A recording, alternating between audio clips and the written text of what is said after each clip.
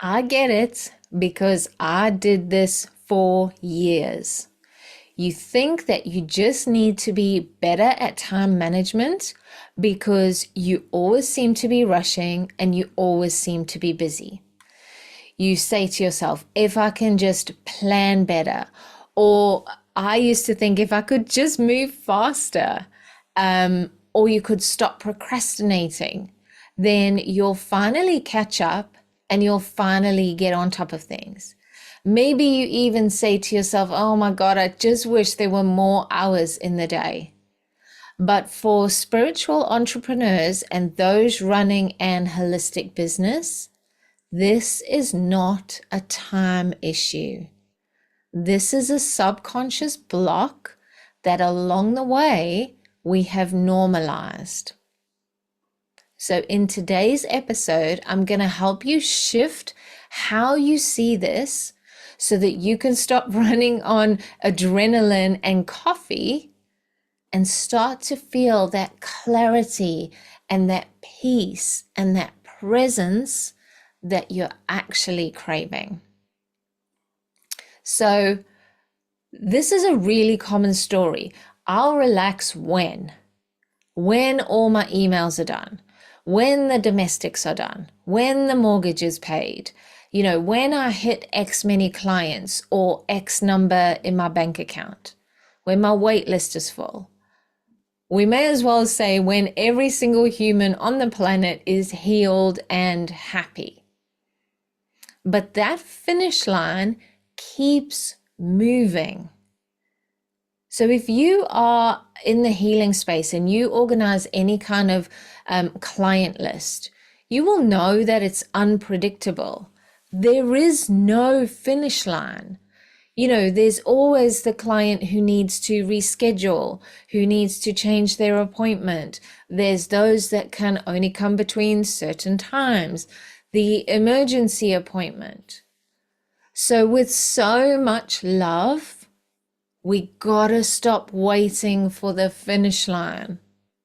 We gotta stop deferring our happiness, our freedom, our health for the finish line, because there is no finish line. When the client rebooks, then I'll be happy. When I make 5K, 50K, 5 million, it doesn't matter, then I'll slow down. When I finish all of my tasks, then I'll enjoy my coffee. But in all these scenarios, you are not actually chasing completion. You're not actually chasing the end of your to-do list. What you're chasing, what you're really looking for, is safety. And this is what keeps you stuck in the loop of, I'm too busy and there's not enough time. You think that there is too much to do and not enough time, and you think that you're disorganized. In my case, I actually believed that I was weak because I couldn't handle it all and I couldn't seem to catch my breath and I couldn't seem to get on top of it all. I actually believed that I must just be weak. When really this is a classic sign of a system that is in survival mode and doing its very best to defend you against threats that it is perceiving in your working day. Your system is trying to defend you against the threats that it thinks you're up against in your working day. So those threats can look like unhappy clients that aren't resolving, unexpected emails that pop up, your regulatory body, insurance companies. These can all be perceived by your system as a threat. So you're actually rushing and everything feels urgent because you're desperately trying to find relief. It's not actually about the results. You're not rushing towards the results. You're actually rushing because your system believes it will give you the relief that you're looking for. So if you are anything like me, before I started doing this work, I used to believe that, survival mode, was for people who had really capital T trauma things happen to them. And fight or flight was that rush of adrenaline. You can feel your body flush, it gets warm, and you can go, oh yeah, that was adrenaline. I used to think that that is all that fight or flight was. So it never occurred to me that I could be stuck in this survival loop. But fight or flight actually shows up in different ways in each of your energy bodies. Remember, you've got 5 energy bodies. So it'll show up in different ways in each energy body. So that's your whole body tension that you just can't stretch and find relief from. Your anterior pelvic tilt is another one. That feeling of being unusually irritable and snapping, particularly when you get home and when you finish work. Unfortunately, it's usually your family that gets the brunt of it. But fight or flight also looks like rushing between appointments. It also looks like believing every task is urgent. It also looks like puffing out your cheeks between clients, going, whew, I got to roll up my sleeves and just push through this.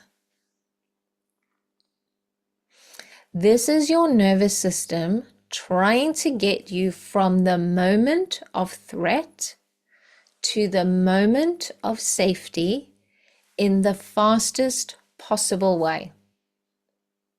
It's trying to lessen the time between the threat your system has just perceived and the moment it perceives you will be safe and can therefore relax.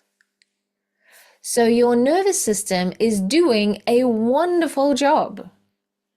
And what most people out there are teaching you are the hacks to make you feel comfortable during this time of uncertainty, while your system is seeking and rushing towards that moment of safety. And some of them work, but only in the short term, because they're only in this narrow window between the moment of perceived threat and the moment of safety. So if you think of it in a pie, they're only dealing with one slice of the pie, which is why it doesn't break you out of this loop completely. And I'll take examples that aren't just, related to being in business as a healer. It can also sound like, when I have time, then I'll change my diet. But when you're stuck in this loop, that means when you have less time, your diet goes straight out the window. That's what I used to do. That was when I felt pushed and pressured for time, my diet was the first thing to go out the window. This was the second thing. When I slowed down, then when things slow down, then I will exercise consistently, which is great while things are slow. And then when things get busy again, exercise goes straight out the window. When I have a minute, then I'll meditate. So when you don't have any minutes, you don't meditate. And this is why you can feel like you've tried all the things, but you still find yourself facing the same obstacles over and over. Frustrated because you were convinced that last time you sorted this out, you'd sorted it out for good. And that's why it feels like you're stuck in this. For me, it felt like a never-ending maze, just going down dead end after dead end, but I was just stuck in this maze all the time. And that is the power of rewriting these blocks. because you exit this loop completely. You stop feeling like there's not enough time. You stop feeling like there's not enough energy or clients or money or freedom. You feel like time stretches. It feels like there are extra seconds in every minute. You start to walk slower. You talk slower. You become more present. You become more alive. You become more connected, more engaged. So now, instead of showing up in front of your clients wired and tired, usually distracted because you're thinking of the 10,000 things that you've still got to do, now you show up calm and peaceful and grounded in front of your clients, and you become more potent because as a healer, your focus and attention is pure medicine in itself.